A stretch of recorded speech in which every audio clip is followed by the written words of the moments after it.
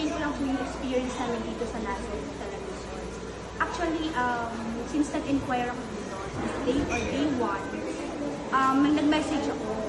And then, ang bilis ng reply nila. Like, alam na alam talaga nila kung ano yung kailangan mo, kung ano yung kailangan ko. Halimbawa, for example, mag-inquire ako for wedding, napaka-hands-on nila sobra. Alam mo yung feeling na hindi ka mangangamba na baka may mali, baka may kulang, or baka may hindi kami madala. Like, every message ko, every chat ko, kung sino man i-chat ko sa kanila, coordinator namin, account holder, especially kay Sir Clyde Fernandez or CJ, every message ko sa kanya is napaka, talaga, iba.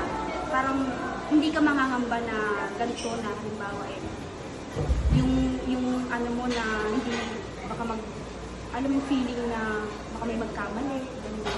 Pero hindi, hanggang ngayon sa araw ng kasal namin, sobrang perfect. Para sa akin, napaka-memorable. Yeah, so, husband ko naman ang sabi. Ganun din. Sinabi niya, ulitin ko lang. Hindi ko naman talaga expect na mag-ganito. Hindi ko alam. Akala ko mababaw na ako pag gano'n. Saka sabi, stress na ako. Butit na hanap nito. Ito, madali nga. Napadali yung nangasal.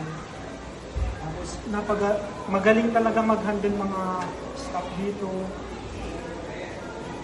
Ang Lazarus talaga magagaling na mga lahat ng staff, mga coordinator, lahat na lang nagtatrabaho dito. Tapos malinis, automatic sila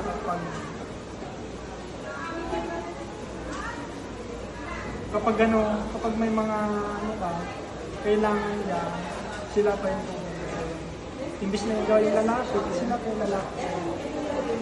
Hindi ko talaga expect na ganito. Napakagaan ng kasal namin hanggang sa natapos. Ayun, 100%. Maraming salamat.